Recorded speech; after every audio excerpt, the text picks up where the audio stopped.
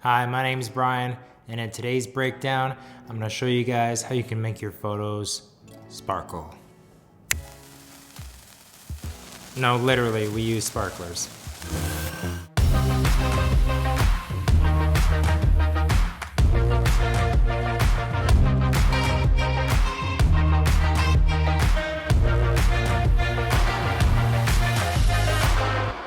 Alright, so today is a very fun shoot that we're going to break down. This was a creative that we set up to test the Fuji medium format system, and we're going to show you guys a behind the scenes of that, followed by a breakdown of all the lightings after that.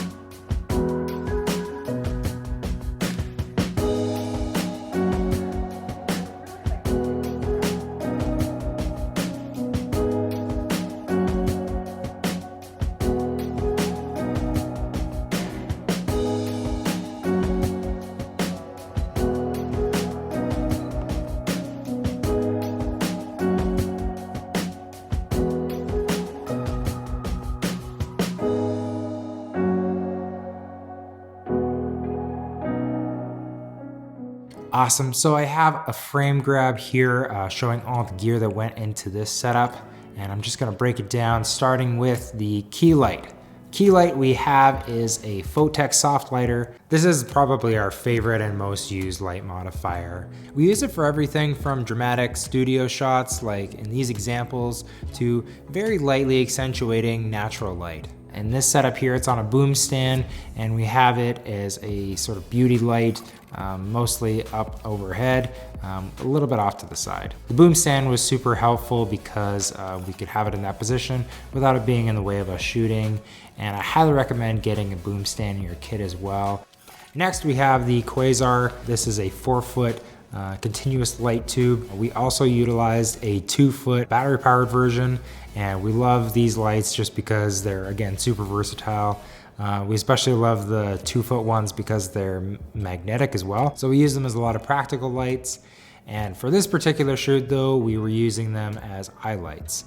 They create a really interesting catch light in the eyes.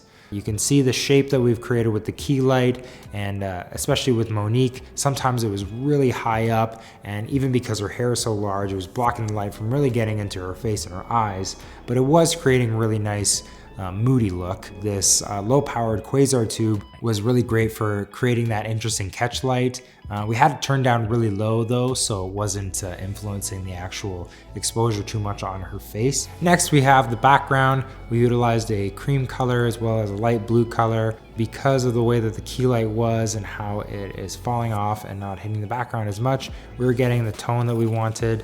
We also shot tethered into Capture One for all of these, so that way we could see and tone the image the way we wanted to, and the adjustments were applied to every photo as they came in. Next, we have what's called negative fill. Now this is a big 5-foot by 7-foot pop-up reflector, and we have the black side facing towards the model. People are very focused on how much light they can add to a set, when in reality we find the key is usually being able to subtract or at least control the light that is happening in your frame. What we're doing here is making sure that we keep that nice shape that the key light is creating. If we didn't have this negative fill, maybe light would bounce off the floor or the wall and start to fill in on that shadow side again. But this way we get just the right amount of depth and shadow to really make it have that 3-dimensional quality. I would highly recommend looking at these large pop-up reflectors. These are anywhere from $30 to $50 online, and you can use them as obviously reflectors using either silver or white. Pretty much never use gold, but anyways, gold is there. Super helpful as a negative fill, or we often block windows. You can also use it as a scrim. Just taking off the cover, you have that silk. And lastly, for a light, we have the DS1 digital Sputnik. This is a fully RGB controlled LED light. It's definitely not the cheapest option for getting color into your images, because you have control over just how intense the color is, the specific hue that you're using, and also the intensity of the power. You really can refine what the look is that you're creating. You can substitute using gels on flashes as well, or on other less expensive RGB lights. We utilized purple as this nice accent to those yellow gold tones in there, further accentuating again the fact that she has this interesting gold makeup on her hand as well. And then same with Amanda, we just have a color that's sort of opposite the color wheel to some degree, just adding that extra element of contrast and interest to the image. So next, I want to get into these practical in-camera effects that we produced to create interesting looks in these shots. That's right, I'm finally going to get back to the sparkler thing and explain what that's all about.